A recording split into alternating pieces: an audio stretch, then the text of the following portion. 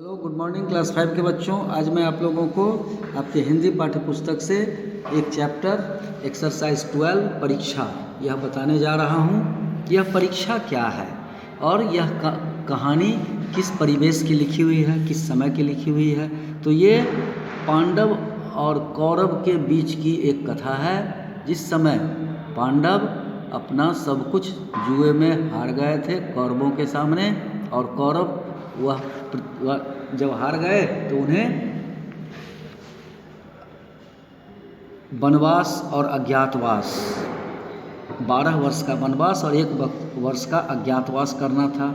उस दौरान वे पांडव वेश बदलकर वन में निवास कर रहे थे।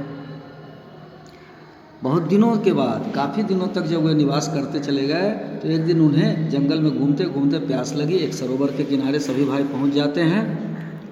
वहाँ प्यास के मारे बुरा हाल है सबका।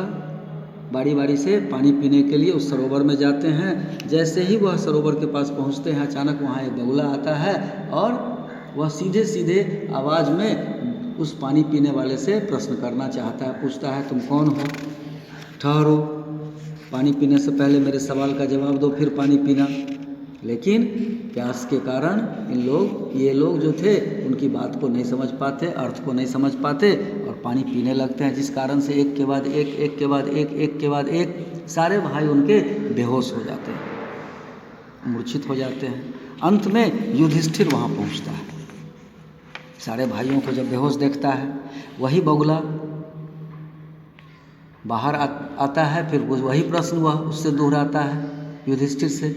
युधिष्ठिर ज्ञानी होते हैं, या युधिष्ठिर ज्ञानी हैं। वे कहते हैं, ठीक है, अगर ऐसी बात है तो पहले मैं आपके प्रश्न का उत्तर दूंगा, फिर मैं पानी पीऊँगा। इस तरह से वह बगुला जो है यक्ष के रूप में, एक ईश्वर यक्ष के रूप में उपस्थित होते हैं और तब वह प्रश्न करते हैं। अब यहाँ देखिए, तो ये 5 प्रश्न वे करते हैं। मनुष्य का साथ कौन देता है?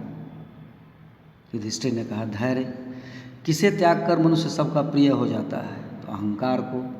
सर्वोत्तम लाभ क्या है? आरोग्य। आरोग्य मतलब स्वस्थ रहना। विदेश जाने पर कौन साथ देता है? तो विद्या या ज्ञान। दुनिया का सबसे बड़ा आश्चर्य क्या है?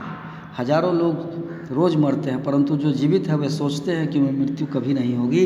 इस प्रकार युधिष्ठिर यक्ष के प्रश्नों का उत्तर देते हैं। और उसके बाद यक्ष कहते हैं, ठीक है राजन, मैं आपके उत्तर से प्रसन्न हूँ। आपके भाइयों में से किसी एक को जीवित कर सकता हूँ, बताइए कि किसे जीवित करूँ? हे राजन, आप नकुल का जीवन क्यों मांग रहे हैं? सबसे छोटे को। युधिष्ठिर ने कहा, सबसे छोटे को जीवित कर दीजिए। तब पूछा फिर यक्ष ने कि आप नकुल का जीवन क्यों मांग रहे हैं?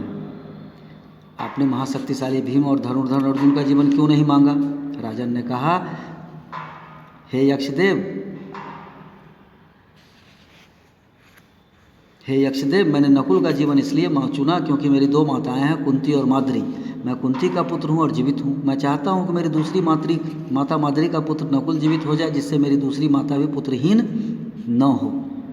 इस तरह से उनके इस प्रश्न और इस उनके द्वारा दिए गए तर्क से वह खुश होते हैं और उन्हें धर्मराज की उपाधि से विभूषित करते हैं। और तब वे उन सभी भाई को ठीक कर देते हैं। मूर्छित अवस्था में से उनको फिर चेतन अवस्था में ला देते हैं और तब इस तरह से उनकी परीक्षा समाप्त हो जाती है। अब मैं कल आपको इसके प्रश्न उत्तर को भेजूंगा, आप इसको नोट